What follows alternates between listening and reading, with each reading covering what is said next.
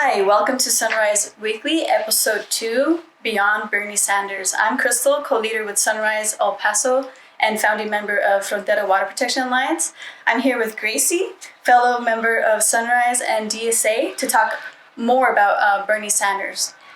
Sunrise National endorsed Bernie Sanders because he had the best climate justice policies as detailed in the Green New Deal federal policy guideline.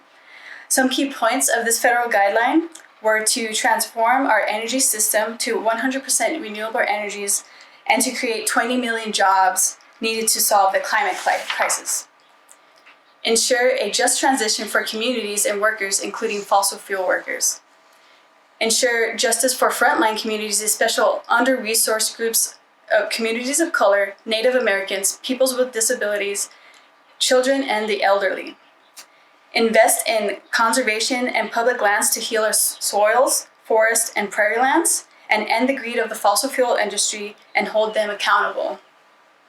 The DNC established and has actively worked to block Bernie Sanders from being the nominee in the Democratic convention. DNC establishment has actively worked to block Bernie Sanders from being the nominee. In 2016, documents leaked demonstrated that the DNC officials coordinated with the mainstream media to push Hillary over Bernie Sanders. WikiLeaks actually posted 20,000 emails sent between top committee officials criticizing and even mocking Bernie, even though the DNC publicly insisted that they were neutral in the race, and as reported in the NYC Times. WikiLeaks posted 20,000 emails sent between top committee officials criticizing and even mocking Bernie Sanders, even though the DNC publicly insisted that they were neutral in the race, as reported in the New York Times. At the Democratic National Convention, to undermine him with votes, officials started before all delegates could properly register and enter the main auditorium at the Wells Fargo Center in Philadelphia, according to the Chicago Tribune. Fast forward to 2020, after the South Carolina Convention, Bernie was doing awesome, kicking ass, and taking names at the first set of caucuses at Nevada, Iowa, and New Hampshire, and was leading by far. Then hits the South Carolina Convention, in which Biden came out of nowhere and picked up the Mario Brothers speed flower and started winning delegates consistently ahead of Bernie. What happened? Democracy Now! Reported that a new Reuters poll at the time in February shows that Senator Sanders has overtaken former Vice President Joe Biden in support among African Americans. The poll was released just hours before the convention in South Carolina, with 26% planning on voting for Bernie and while 15% only voting for Biden. Kevin Alexander Gray, a longtime activist and organizer and author of Waiting for Lightning to Strike, hypothesized 3 days before the convention that older Black voters would vote for Biden because his connection to former President Obama, while the younger generations would vote with Bernie. And still, after expecting that Bernie would take this one home as well, he lost the primary. Statistics show in El Paso that a large number of people came out and voted for Bernie. About 25,000 people in El Paso voted for him. He won El Paso by far, according to election results in our county. As for the GOP, Trump received 91% of votes cast for the primary, about 17,000 votes, and that's scary. I wanted to ask you if you wanted to share anything about the establishment coup after the South Carolina Convention. Absolutely, yeah. The thing is that we really do have to call it an establishment coup because that's exactly what it was. Bernie Sanders was on a clear path to victory. The myth of electability had completely been dispelled by the way that he performed in Iowa, in New Hampshire, especially in Nevada. In Nevada, he won the state against all odds because organizers on the ground brought out the mainly Latino culinary unions to the polls. They delivered Bernie Sanders the victory in Nevada. And it seemed at that time that Joe Biden's campaign was literally dead in the water. There was no way for what seemed to be the frontrunner at the beginning of the campaign to go forward. It was, people were hypothesizing between Pete Buttigieg, maybe Liz Warren would pull ahead. But one thing was clear, Bernie Sanders was a force to be reckoned with. And that's something that the DNC could not let fly. After years of keeping him, as an outsider of politics, he was a bigger threat to the establishment than even Donald Trump. So after he won in South Carolina, Joe Biden, the DNC fought back with all that they could. They took that opportunity to essentially resurrect this campaign that we thought we didn't even have to give a thought to anymore. We thought that we could move on beyond Joe Biden and focus on bigger and better things. We thought that we could focus on bigger and better things on the East and West Coasts. But this tiny opportunity of Joe Biden winning in South Carolina, the establishment seized it. And they put all of their power behind kind of conflating it into a massive victory. The comeback of Joe Biden. If he won South Carolina, this means he can win against Trump. Ignoring the fact that no voter in Iowa, New Hampshire, Nevada, and all of the first caucuses was even concerned with his candidacy at all. So with that, they were able to effectively consolidate all of their forces against Bernie Sanders, which just goes to show where their priorities lie. Definitely, I definitely agree. And I wanted to clarify, like the statistics or the voting results from the Reuters poll that I mentioned earlier. That was taken because the majority of voters in South Carolina are African American Black voters, and so that poll was definitely interesting to see or to learn about because I remember after the South Carolina convention, I was so surprised that Biden had won, and because I was expecting Bernie was just, like I said, kicking ass and taking names, and Biden just came out of nowhere. Really, just took everyone by surprise, and then to learn that it was already expected that Bernie would win because of what this poll showed. For like one example, really made me think like, well, what exactly happened? And I think it is because when I talked to different organizers after that, obviously like among Sunrise and among different groups here in El Paso, and even outside of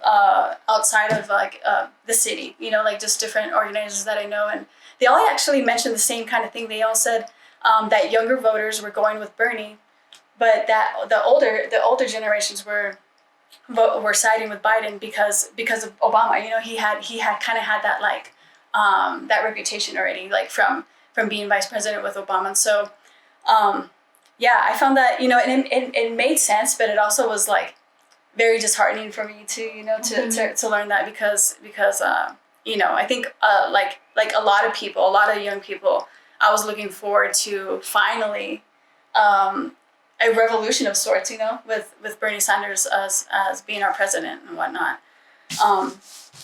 And so now, Bernie has dropped out. The campaign is over. But on a state level, Bernie supporters are continuing to organize progressive policies within the DNC through the Texas Democratic Party convention. I wanted to ask you, what does the Texas Democratic Party convention process look like? In short, a mess. No, there's a huge question about how Bernie supporters should relate to the DNC. We want to make change, but how do we relate to the party that essentially did everything that they could to bring us down? The answer is not to blame Black voters for not voting in their own best interest. The answer is not to self-flagellate that we couldn't have done everything that we could have done more. The answer is to keep working with the not me, us mindset. So for example, the Bernie campaign here in El Paso, Texas delivered a massive victory for Bernie Sanders specifically because we organized the Lower Valley. This is a constituency that is taken for granted here in El Paso. They're seen as people who don't vote, people who are not politicized. And so politicians essentially ignore them. They don't campaign, they don't canvass in those areas. And what the Bernie Sanders campaign here did was adopt a strategy where nobody was taken for granted and where working class voters would be politicized through a class struggle. And we wanted to bring that same energy to the Texas Democratic Party convention. We didn't want to say, oh, well, Bernie dropped out, guess that's that. Everyone go home.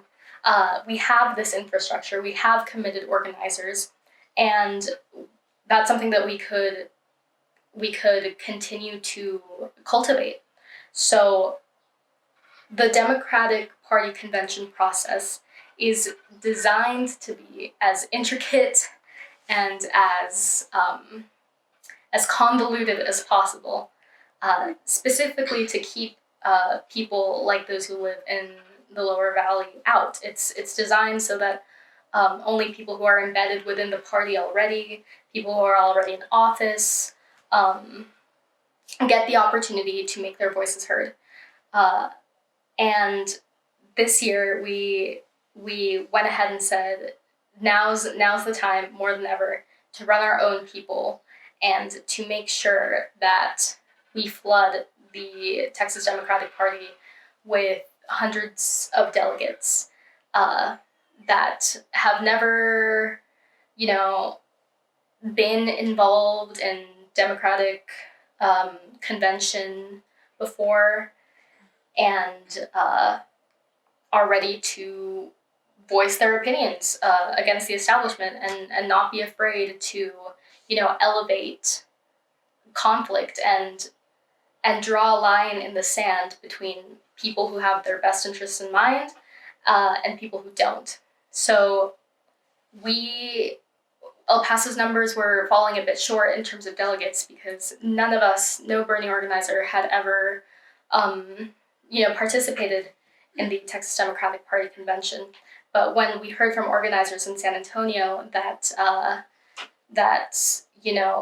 we weren't doing our part to get the representation that we rightfully won when Bernie won here. So then within 5 to 10 days, Bernie organizers like Jean Carlos Tirado, Raquel Rojo, Javier Miranda, partnered up with DSA and Sunrise members, submitted 154 people to be Bernie Sanders delegates. And that was something that had never been done before, according to the party. We were just mass enrolling people, doing trainings and providing information about where to go next. And it was difficult to navigate because no generation before had left us any roadmap of how to do it. So we had to find out for ourselves, and there were ups and downs throughout the whole process. There were nights where we thought that we weren't going to be allotted the number of delegates that we rightfully won. But eventually, the power of organizing and the power of solidarity and networking and, being on phone calls and holding meetings produced a slate of organizers that would run for committee positions, for executive positions, for party leadership, essentially. Mm-hmm. And in this first round of balloting, we were able to mobilize all 154 Bernie Sanders delegates to push through every single one of the committee slate members, except for one, which was lost by 4 votes to a no preference delegate. She didn't have a preference for Bernie Sanders or Joe Biden. Either way, but the important thing to note here is that no Biden delegate got onto a Democratic leadership position. And these are people that are, elected representatives that have been entrenched in city politics, that are friends with El Paso local oligarchy. Mm-hmm. And the fact that we were able to mobilize to deliver this victory even after the Bernie Sanders campaign was over, means that, we're not going anywhere. And that's where our influence lies over the Texas Democratic Party. And that's why a lot of people were running, so that there's an easier entryway into the democratic process here, because people do have a voice and a vote in party politics. It's just that the establishment does everything that they can do to quell it. It would be much, much easier for them if everyone just stayed home and let them do their little business dealings with JP Morgan and Wells Fargo and their huge donors. So they don't make this information readily available information about how we can get involved. But, thanks to the infrastructure that we had left over from the Bernie Sanders campaign, we were able to spread that information everywhere and create a guide that will last generations, hopefully, and make it easier for people that come after us to have purchase in democratic politics. Right. And I believe one of the reasons that Bernie supporters were trying so hard to get into the Texas Democratic Convention too was to push policy, really. Definitely. It was to push up Bernie's policies still, to keep pushing them through, and do our best, because, as I say, when you organize, we win, right? And so yeah, it's been interesting. I've been trying to keep my attention on what's going on with the Texas Democratic Party convention throughout this time, among everything going on, and it's definitely overwhelming, and it seemed like a mess for sure. I was also hearing that apparently it looked like there were some weird little things going on the lists with people signing up for the Texas Democratic Party convention, because for example, I believe that there was a situation where Bernie supporters that were signing up, their preference for presidential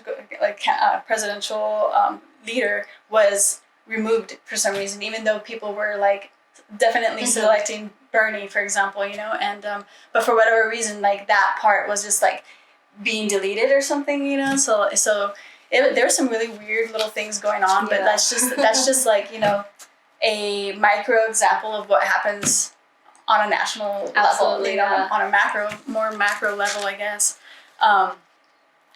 Definitely, that's awesome. I didn't know I knew that we were doing a pretty good job of getting Bernie supporters in there, but I didn't know that we had successfully really pushed through to that point. But yeah, the numbers were pretty crazy. We could hardly believe it ourselves. And you're right. I don't want to be conspiratorial against the the Texas Democratic Party, because I do have faith that they're trying their best in times of coronavirus. It's the first time that they do everything digitally, but it seems like the people who bear the brunt of things being mishandled by the party are disproportionately Bernie supporters. Yeah. I don't know if that's just how the universe works in our favor, but it means that for everything that if a Biden delegate sends out one campaign email, we have to send out 10. We reached out to all of these no preference delegates. I think it was 273 calls and texts within 24 hours. And a lot of them had no idea that their preference was not Bernie Sanders yet. So with all of their support, we were able to push our people through. Not only our people, but also the policies and the rhetoric that we represent. So, even though Bernie Sanders lost, the idea of Medicare for all, the expectation that we deserve better as a community, the idea of a Green New Deal, the expectation that the working class can move towards a sustainable world without the burden of austerity, those ideas won, and so did the rhetoric. The rhetoric being that, there is a very clear divide between moneyed interests and the interests of the American public. And the questions that we need to be asking are that if the majority of the population are working class people, and everyone gets one vote, why haven't we been able to vote for working class policies? And the answer is pretty simple. It's something that anyone can understand. You don't need to read Karl Marx to get it. It's money that's within the establishment. It's the fact that the Democratic Party is fundamentally a party that will not support social democratic policies, because that means that the link between their funders and their base gets completely severed. Yeah. So that's something that we also want to make very clear, is that even though we're working within the Democratic Party establishment, we're doing it in a way that is forwarding a vision where we want to essentially push the interests of, El Pasoan families. And those are interests that haven't been represented. It's not that we're Democrats first, it's that we're, El Pasoans first. Yeah, definitely. And so can you tell me what your personal impression of the Texas Democratic Party convention was, and how this process can improve? I know you touched on it, but can you expand on how you personally felt on it, and how you think that the process itself can improve? Yeah, absolutely. I think that there are a lot of resources and there's a lot of information that's out there, and it's not enough to have that information and that resource. You also have to make it readily available. You have to make sure that people know about it. And that's something that the Texas Democratic Party has pretty much failed to do. If you want to know how to make your voice heard in politics, you have to go out there and do the research and find out, what even is a delegate? What's a presidential preference? What is a committee? What do all these things do? And that's not a privilege that many, many people have. People are busy with their jobs, with their kids. They can't just, leave everything and go become a Democratic Party delegate. So our role is to facilitate that for people. And it's to do it in a way that isn't doesn't only adopt the rhetoric of activism and progressivism, but actually materially advances the interests of progressivism. So, for example, something that could be amended are rules to the Democratic Party. Guides to be put out there, the people on the ground knocking on doors, making sure that everyone knows that this is a big deal. This is the next step in the Bernie Sanders campaign. He may have dropped out, but we have an opportunity right now to pass our platform on the national stage and move the party to the left. That's not going to be enough ever, just moving the party to the left. I'm a big subscriber of the fact that we need a new party. but it's going to have to do with stopping this whole, popularization of civility in politics. Why can't we just all get along? Why can't blue no matter who? Yeah, blue no matter who. Yeah. Why can't we just, all be Americans, and why can't Wells Fargo get along with, the working class people? Yeah. And that's something that fundamentally, literally cannot happen. You cannot have these banks displacing and gentrifying and polluting, and then just say That's how it is. That's just there's no other way. That's just the way it happens, and why don't we all just get along? And there is value in approaching political differences with grace, always. If not, you just kind of become a person that nobody wants to be around. Yeah. But we can't pretend that there's no class conflict here. Mm-hmm.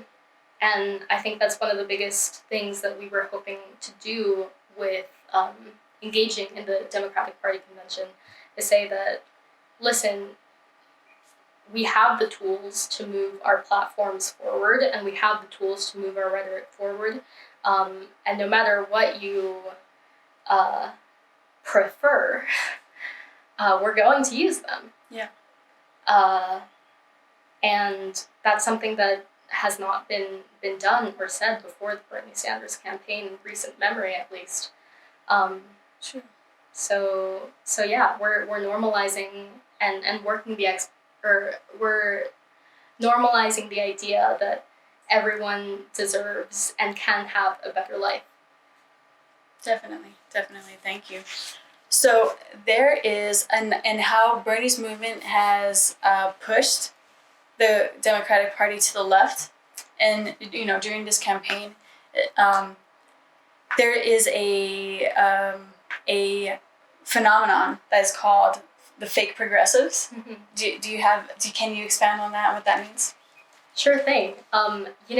These days it's really popular to be, a feminist girl boss who, has to save the planet, and we have to save the planet and stop using plastic straws, and we need to come together and unite, and that's what's gonna, save the world. And you see things in different campaigns where politicians will adopt the rhetoric of activists on the ground and not their policies. Mm-hmm. So we end up with this culture of the commodification of progressive movements, where you have people saying, we need more female billionaire CEOs. First of all, no, we don't. Or Joe Biden saying, like, oh, I'm committing to having a female vice president, and everyone's like, wow, like he's such a feminist, when in fact, there are people going on television every day accusing him of sexual assault. Mm-hmm. And that's something that just gets kind of ignored. Yeah. While the fact that he is nominating somebody like Amy Klobuchar to a very, very powerful position gets celebrated. Yeah. And so it's not enough to just say these things and call yourself a liberal and a progressive. You also have to look, you have to do material analysis on what is actually being done. It's not enough to have more like female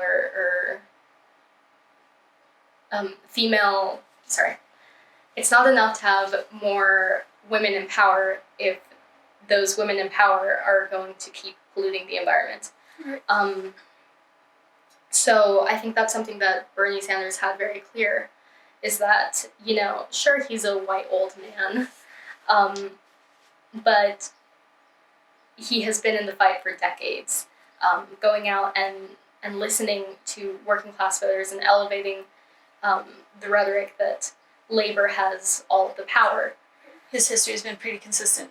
And he's done it consistently, Yeah. which is insane, because the pressures of being in office are always conservatizing pressures. You have the party on one side trying to discipline you to platforms that are morally atrocious sometimes. You have billionaires and moneyed interests coming in from another side telling you that you will not have funding for your next campaign if you don't vote for their policies.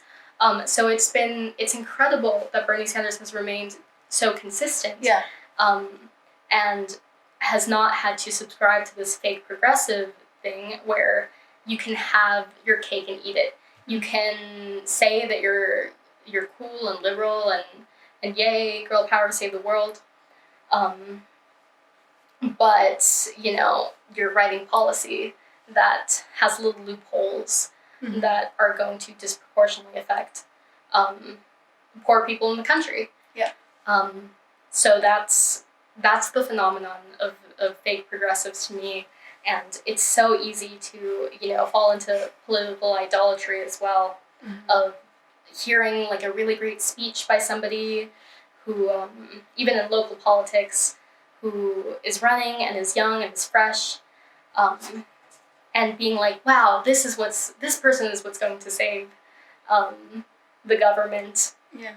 And it's not true. If any change is going to happen, it's going to be by politicians that adopt the not me, us mindset, where they work as organizers for broad movements from the bottom up to pose a real threat to establishment and bring it to its knees. Yeah, yeah, I definitely agree. Do you what is your take on?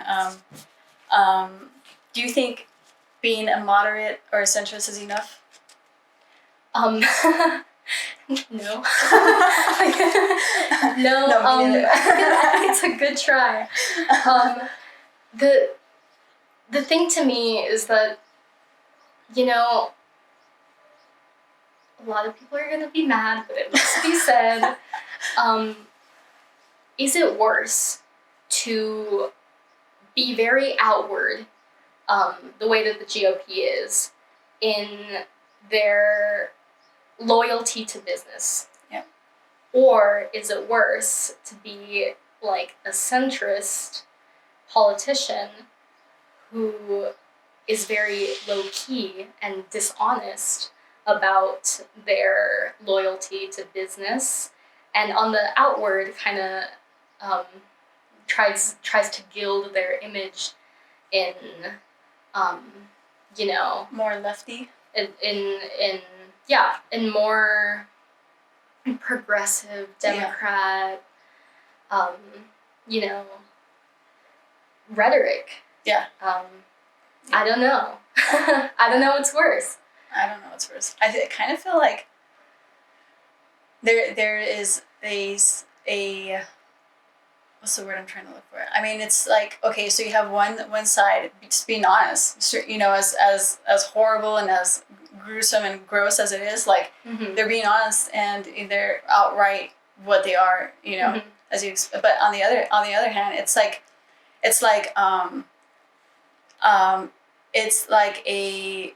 a cute little puppy that's really, you know, not really a puppy. Kind of, you know, it's kind of like luring, but you know, at the same time, that's not really what they are. Yeah. You know, underlying, you know, like they are really for the same thing, but, you know, the same terrible things, but not just out in the open about it, you know? Yeah. The way that I think of it, it's quite the statement to make. But if an unnamed politician from El Paso, who had a lot of influence, happened to endorse Joe Biden, I would almost rather it be for the fact that this unnamed politician was like getting money or was promised a cabinet position, than the reason being that they genuinely believe that Joe Biden can win, because that would mean that they're not politically strategic. Yeah. And I think, to me, it's a bigger crime to be dumb than evil. In short. But I want to believe that at least they are smart about how bad they are being. And not that they actually believe that they can win. Yeah. I don't know. Sorry to say it. Yeah, it must be said. No, that's good. you were talking about normalization of Bernie's platform, basically, and I don't know if you want to touch on a little bit more on the Medicare for All. You did touch on that a little bit. Yeah. So Medicare for All seems to be a Goldilocks policy for class struggle candidates. It means that it's not hesitant to the point where it's like, oh, like, we'll give you some health insurance. It's going to be means tested, and you might not get it, and there's going to be a bunch of bureaucracy and red tape, but, at least we're doing something good. And it's also not to the point where it's like, this is a bill to abolish wage labor. Because that loses you credibility. Yeah. It's right in the sweet spot. Sorry, there's a fly here. It's very interested in Medicare for All. Yeah. It's right in the sweet spot of raising people's expectations in a way that's credible. Mm-hmm. The idea that we all should be taken care of medically by the government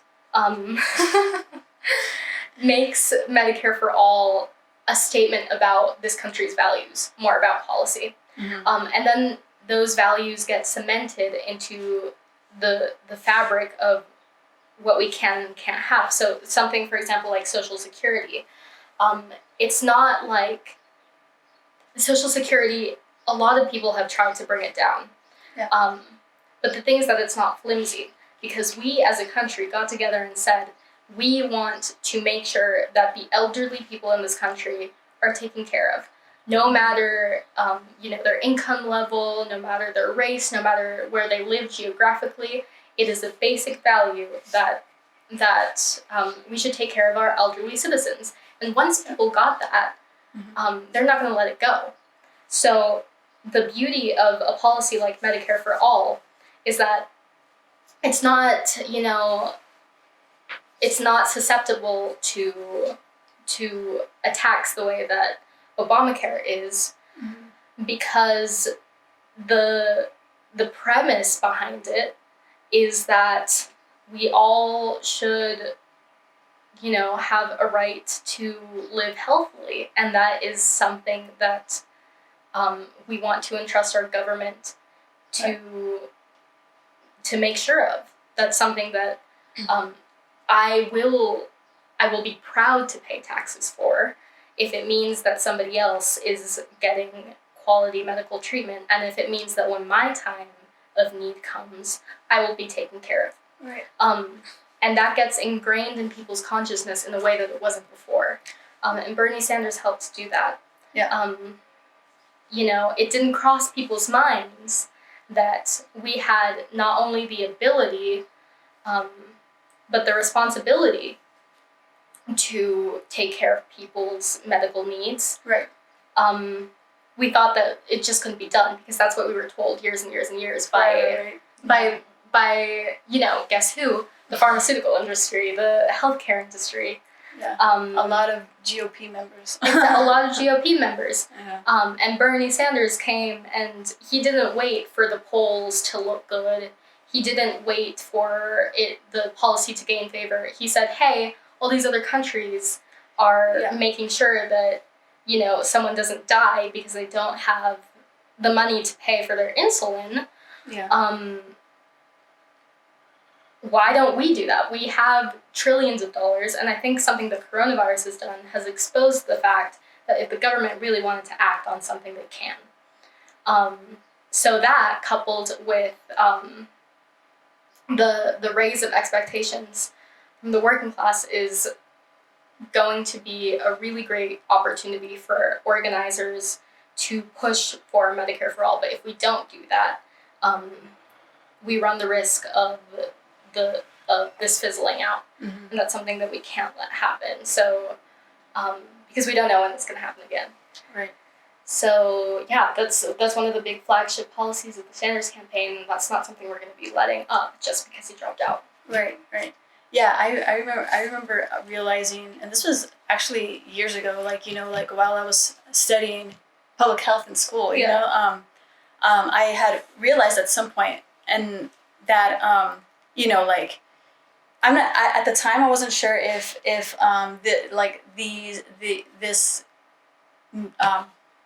fact was out there or not. You know, I don't like, or maybe not being talked about as much. But I've noticed that lately it is a lot more, you know, put out there now. But I remember realizing that every time that I would hear that we couldn't afford healthcare for all, you know, and I remember Googling, researching like the cost of our wars and the cost of the wall and the cost of our healthcare debt, you know, and to be able to afford healthcare for all was significantly less than any of those other debts, even independently, even, you know. Yeah.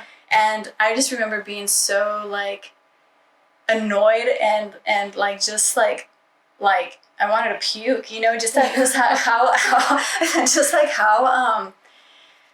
how gruesome it is, you know, how people who are just as human as anyone else, but just because they might be a little more privileged for whatever reason, you know, don't think about others that are not as privileged or like don't have that same kind of access to healthcare, that are literally the target of manufactured illness in our country. And that meaning like fast food industry, our like everything, our food industry to drugs, to pharmaceuticals, to alcohol, you know what I mean? Yeah. Like, you know, and it's like, it's truly disgusting to me that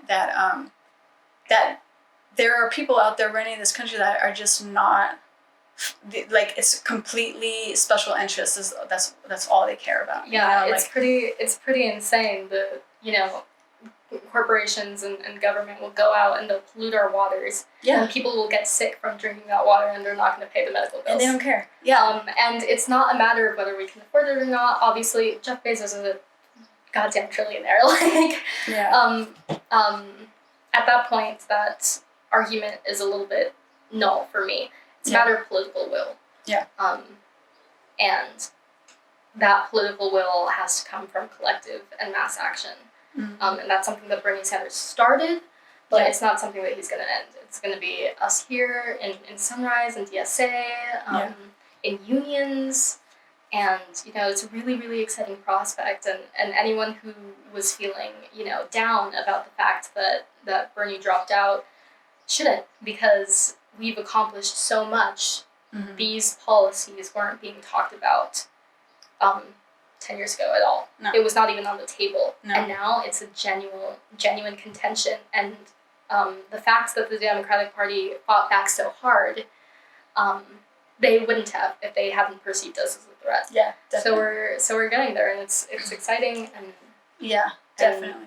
Thank you to Frontera Water Protections for all that you guys do. No, thank you. Thank you. And yeah, you know, I think it's been a big difference with the youth. The youth really taking on and stepping up and rising up, you know, because you can feel it in the energy among the youth that, you know, the way things are run is not enough, and we're tired of it, you know, and I think it's bound to end, and I hope sooner than later, you know, but that's like my personal feeling, that the way things are run currently, It's not sustainable. yeah, it's not sustainable. It's bound to fall, and it will, and I just hope that it's like sooner than later, you know. Yeah. For sure. And DSA, you guys had an event last night, right? Yeah. Bigger Than Bernie discussion with some authors, Megan and Micah, right? Mm-hmm. Can you tell us what the main takeaways were from that conversation? Sure thing. So Megan Day and Micah Utrick, they're organizers from East Bay and Chicago, respectively, and they were kind enough to come talk to Chuco DSA about their book Bigger Than Bernie. A lot of the ideas that I have been saying have been stolen from them, and and I asked them to come give a little talk to us to have a bit of a discussion about what the book is saying, and what they intended it to be essentially was, first of all, a pep talk for all the Bernie organizers that were like ready to give everything up and just go burn home. the house down, yeah. Burn the house down, yeah, or resort to, I don't know, like setting government buildings on fire. Yeah. They're like, whoa, whoa, whoa, whoa. And also as a strategy guide for going forward. So they have one chapter where they talk about Bernie, where they talk about his consistency, the importance of what happened, and that basically sets everything off. So the thing is that we didn't expect the American left, the resurgence of the American left was done in a backwards way. If we had written down the way that things were going to go politically for the American left, it would have been first, build a broad-based labor movement that has genuine credibility and has the potential to become a party, and then two, get one of their leaders to be president in office, and it didn't happen that way. It happened the other way around. It just happened that Bernie Sanders, purely by coincidence, was still alive from the last time that there was an American left. He had survived it all, and he had stayed incredibly consistent in his policies, and he got into a position of power. And from that, instead of the other way around, the new American left had to coalesce around it, had to build itself up to support this leader, to make sure that his policies had actual bases and weren't just, words written on paper. So that was one thing. Now Bernie is, he's not gone. I'm talking about him like he's dead, the poor guy. He's still out there. He's still sending emails every day. He's doing really amazing work and having live streams, and you should all go watch them all. He has a mutual aid going too. He has a mutual aid going. That's insane. Could you think of an American presidential candidate on a picket line who does mutual aid, who talks about communities, who raises thousands of dollars, not for his campaign, but for COVID relief? That's crazy to me. Yeah. Anyways. Yeah. Yeah, seriously. Anyways, so now Bernie he's not dead, but he's gone. And what's left is this new generation of people who are carrying on a long, long tradition of fighting for a better world. And what Megan and Micah's book do is outline how to get there, or not necessarily how to get there, but a few strategies that they think are the most politically savvy to get there. The first is class struggle at the ballot box. That means that we shouldn't completely abandon electoral politics, even though sometimes it may seem that the pitfalls are too great, which is definitely a valid argument. Yeah. If we can't put all our resources, all our eggs into one basket and hope that, getting one politician in office is going to save the country. Right. But what we can do is run class struggle candidates. And these candidates do three things. They elevate the expectations of the working class. We talked a little bit about that with Medicare for All. They adopt class struggle rhetoric. We talked a little bit about that. They name the enemy, essentially. And three, they coalesce around labor. They leave the labor movement stronger than they found it.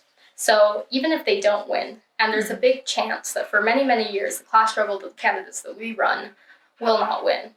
But with every step forward, we get a little bit stronger. So that's what class struggle elections do. And that was one big section of their book.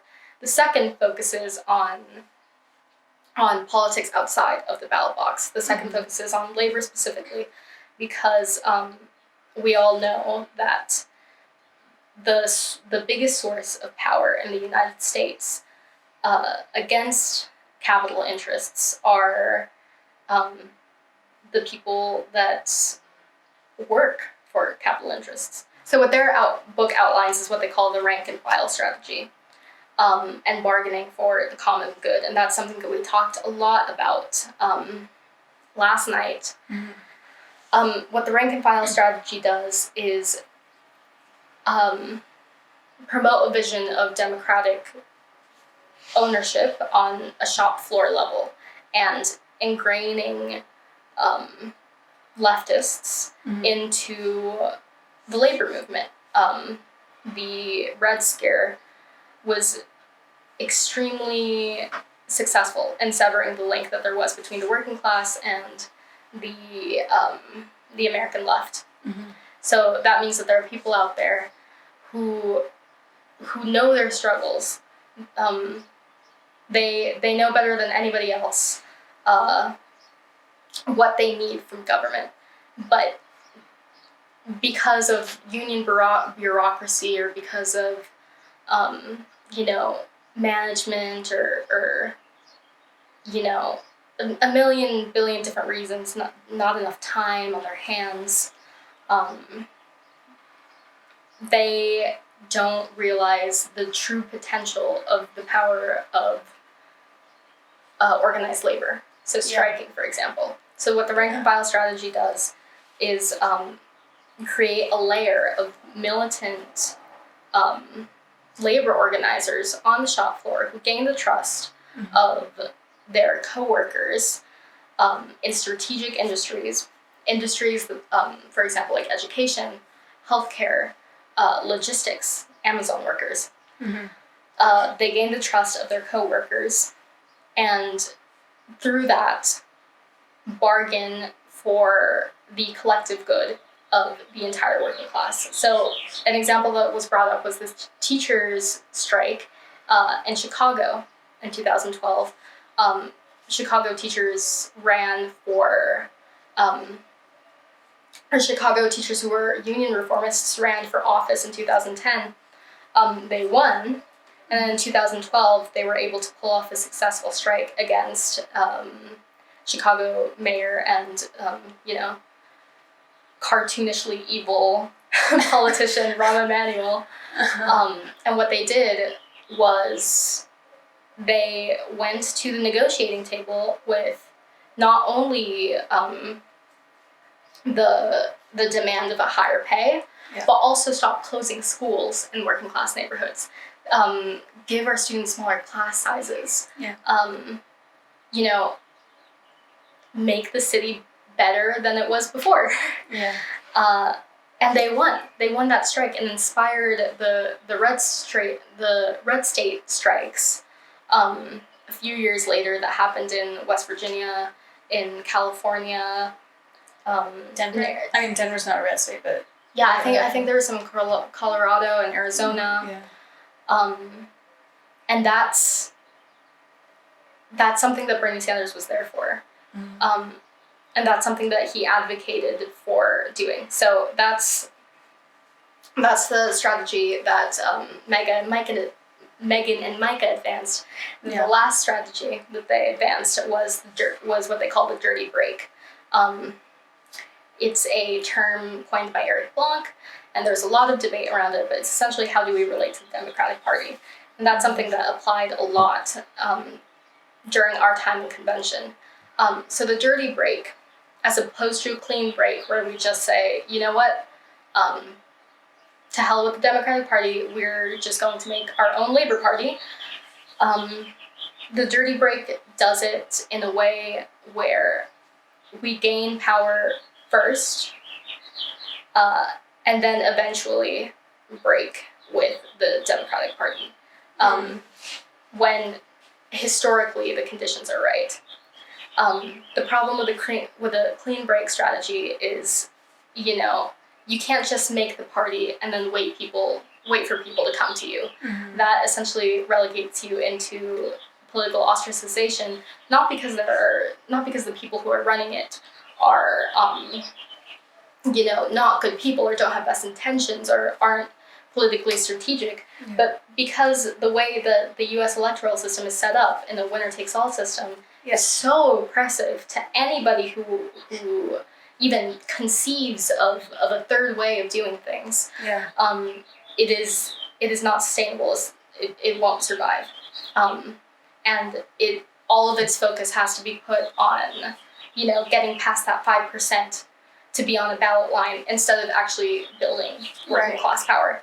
And then the other option is realignment, which is just crossing our fingers and praying and hoping that if we work hard enough, the leaders of the Democratic Party will eventually come around and be like, you know what, hey, Medicare for all, sure, we'll pass that.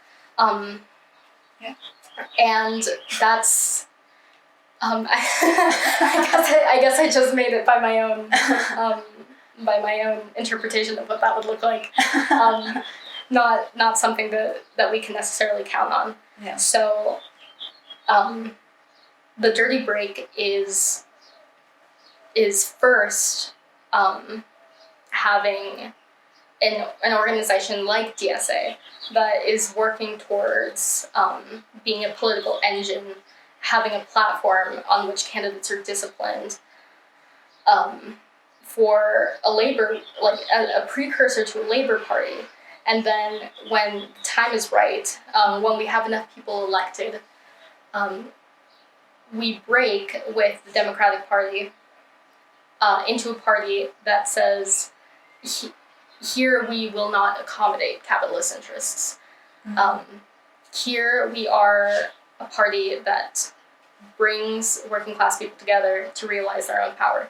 Mm-hmm. And so those three things, class struggle at the ballot box, the rank and file strategy, and the dirty break, and also, you know, the Bernie Sanders candidacy, come together to make the book Bigger Than Bernie, which, if anybody is DSA curious or socialist curious, if anyone even liked Bernie a little bit, I do recommend it, among many other books.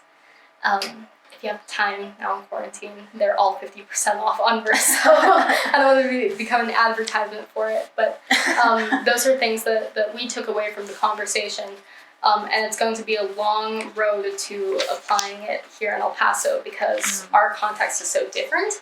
Yeah. We're an immigrant community, we're a working class community, and we're controlled by like 3 or 4 oligarchs. And I'll name them. I won't name them, but but I could name them if I want. So that was what happened with Bigger Than Bernie, and thank you to DSA and Sunrise for allowing Megan and Micah the space to talk about their strategies, and I can't wait to continue the discussion about where to go next because we can read all we want, but if we're not doing the work, what was it for? Yeah, exactly. I completely understand. I think this is another book that we wanted to kind of promote. It's called Why We Need a Green New Deal, and it's forwarded by Naomi Klein with 4 other authors. And so yeah, I don't know. Have you read this yet? I have not, but I believe another Sunrise member here with El Paso, Sunrise El Paso, really liked this book, and so this is another. If you'd like to check that book out as well. Thank you, Gracie. Thank you, Crystal, for taking the time today, and thank you all for watching. I'm Crystal again. This is Gracie. We're a part of Sunrise El Paso.